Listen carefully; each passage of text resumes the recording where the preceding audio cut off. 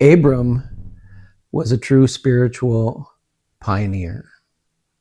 He lived in a time long before the Ten Commandments were given to Moses. He lived in the 23rd century BC, and the Ten Commandments didn't arrive to Moses until the 13th century BC. So he didn't know the basic rules that have existed from the beginning of time and were not written down.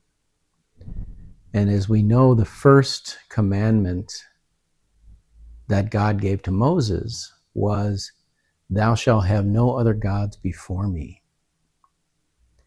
At the same time that Moses' people were building idols to those other gods. This was a real problem in the Old Testament.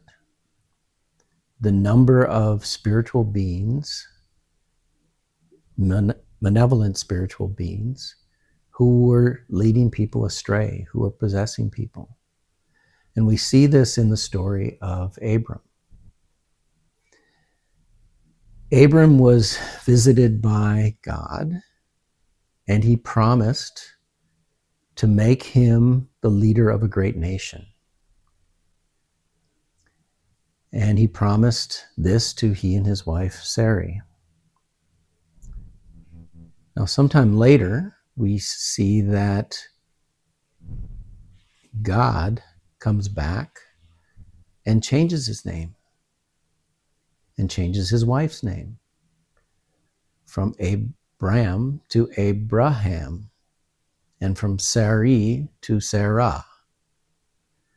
This additional added to the names is a strong symbol for what actually happened.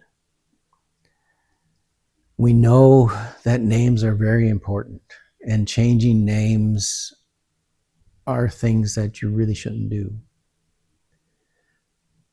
But this is a good symbol for us, because first God came and said, "I'm going to make you a leader of a great nation," which would turn out to be the nation of David and the line of Jesus. Yet some other voice came in and said, "I'm going to make you the father of many nations."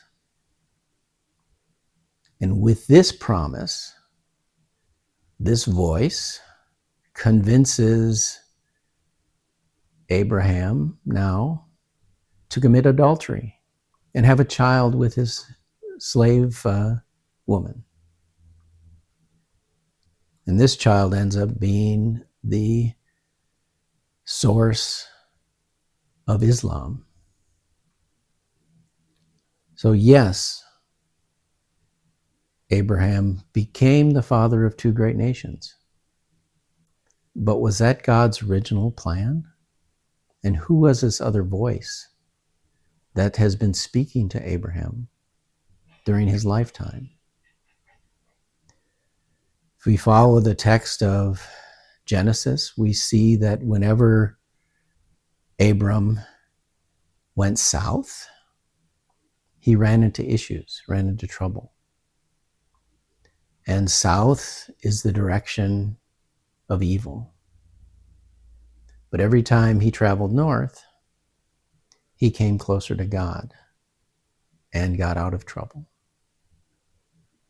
So this symbolism is an important one to remember when reading the Old Testament.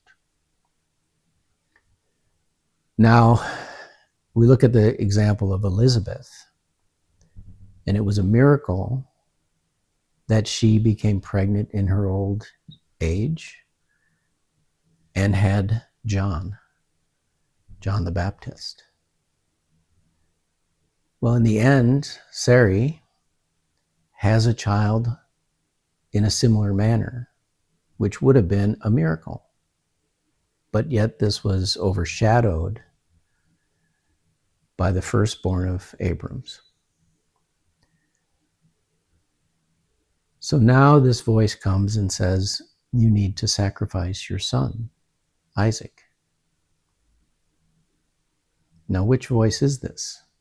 Is this the voice that gave Moses the commandment, thou shalt not kill, thou shalt not commit adultery, thou shalt not have any God before me?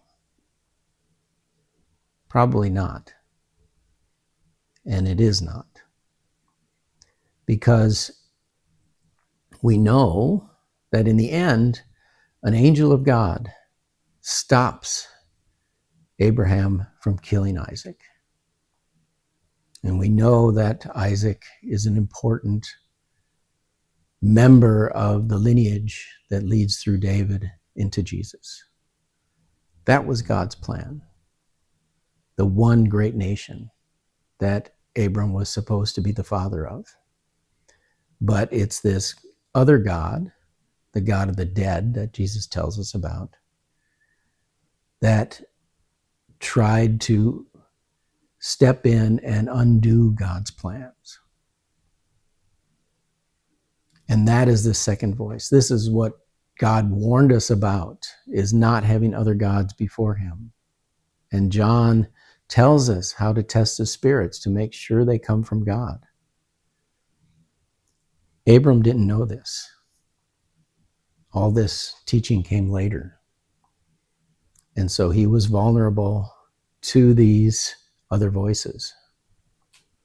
And it's interesting, at the end of the story, these three angels show up at Abram's house. And he hides his wife, and he goes out and slaughters a calf for these three angels. Well, maybe he realized who these three were, who had been leading him astray through his life. And he created the obligatorious sacrifice that was given to these gods, a blood sacrifice, physical sacrifice. But he kept his wife away from them. Now, if these were true angels of God, his wife, he would want to experience them. But Abram knew that they weren't. Through experience in his lifetime, he knew that these were the ones who'd led him astray. So this is a very good study to understand what Jesus talks about, the God of the dead. And the God of the dead was very, very active in the Old Testament. So whenever you read something that God told us to kill, think, which God told them to kill? Was it the God who gave Moses the Ten Commandments? Or was it the God of the dead?